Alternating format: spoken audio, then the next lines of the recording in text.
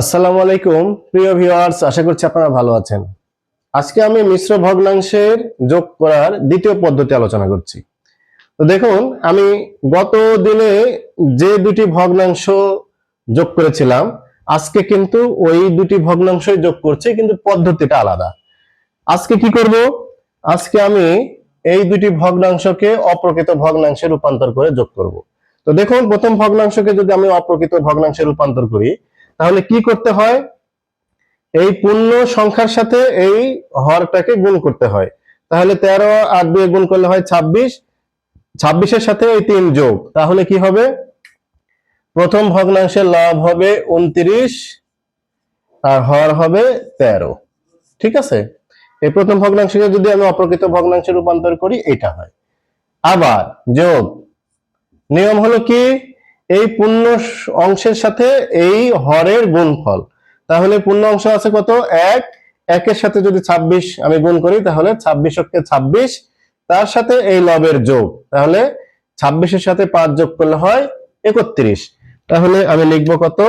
এই দ্বিতীয় ভগ্নাংশের আমি লব লিখবো 31, নিচে লিখবো কত? এই হর যেটা আছে সেটাই। তো এরপরে আমি সমানটা এখানে দিয়ে দিই। হ্যাঁ, যেহেতু বেসিক আলোচনা করছি, আমি কিন্তু একটু শুধু বোঝার জন্য, তাছাড়া আমি যখন প্রকৃত অঙ্ক করে দেবো তখন সমান সোজাই সমান দিয়ে দিয়ে আলোচনা করব।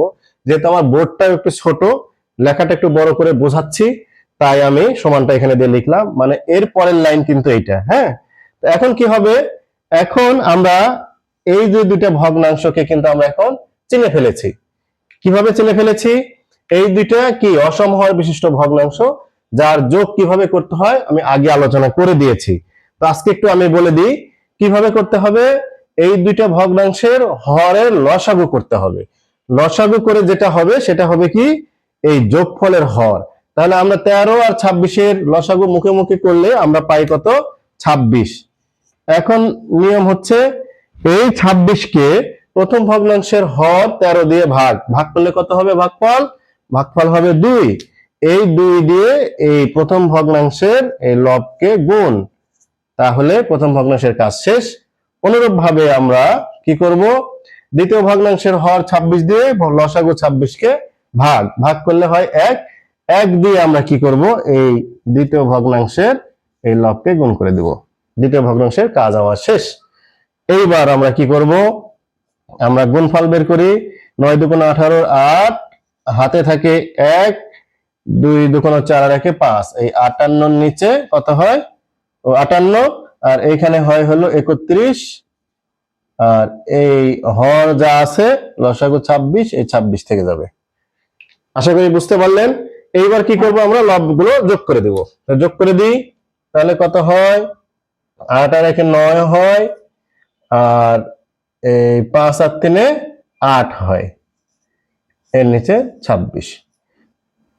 যেহেতু আমার এই ভগ্নাংশগুলো ছিল মিশ্র, তাই আমি কি করব? এই যোগফলটাকে মিশ্র ভগ্নাংশে রূপান্তর করব।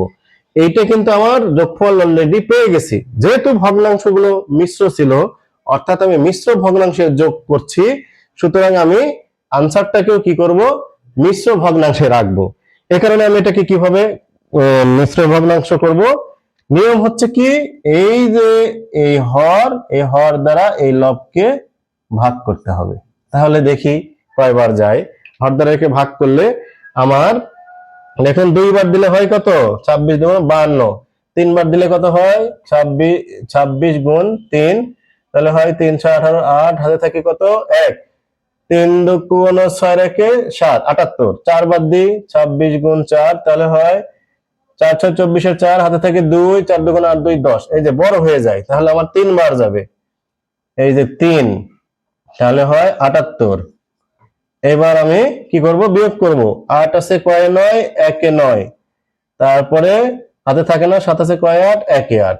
এখন নিয়ম হচ্ছে, এই বিষয়ে একদিন আলাদা আলোচনা করব, এই বিষয়টা কিভাবে অপ্রকৃত ভগ্নাংশকে আবার মিশ্র ভগ্নাংশে রূপান্তর করতে হয়। নিয়ম হচ্ছে কি, আজকে একটু শুধু বেসিক বলে দিই। নিয়মটা হচ্ছে, এই যে যেটা দিয়ে ভাগ করলাম, অর্থাৎ ভাজক হবে পূর্ণ অংশে, সরি ভুল বললাম, কি হবে? এই যে ভাগফল, এই ভাগফলটা হবে পূর্ণ অংশে, হুম, তারপরে কি হবে, এই যে অবশিষ্ট থেকেছে এটা যাবে লবে, আর এই ভাজকটা আসবে হরে।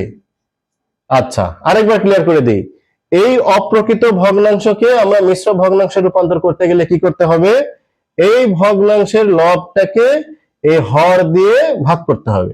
ভাগ করে আমি পেলাম কত, ভাগফল পেলাম 3, অবশিষ্ট থাকলো 11। এখন নিয়ম হচ্ছে এই ভাগফল যেটা পেয়েছি সেটা আমার পূর্ণ অংশে আসবে, আর এই অবশিষ্ট অংশ চলে যাবে লবে, আর যেই ভাজক ছিল অর্থাৎ ভগ্নাংশটার যে হর ছিল এই হরটা হরে চলে আসবে। এটাই সে নির্ণেয় কি যোগফল, এটাই হলো নির্ণেয় যোগফল। দেখুন আগের ভিডিওতেও আমি দেখিয়েছিলাম যে যোগফল, এখানেও আমি দেখিয়েছি একই যোগফল, অর্থাৎ অঙ্কটা আমার সঠিক হয়েছে, কিন্তু আমি অঙ্কটা করেছে কি আরেকটা পদ্ধতিতে।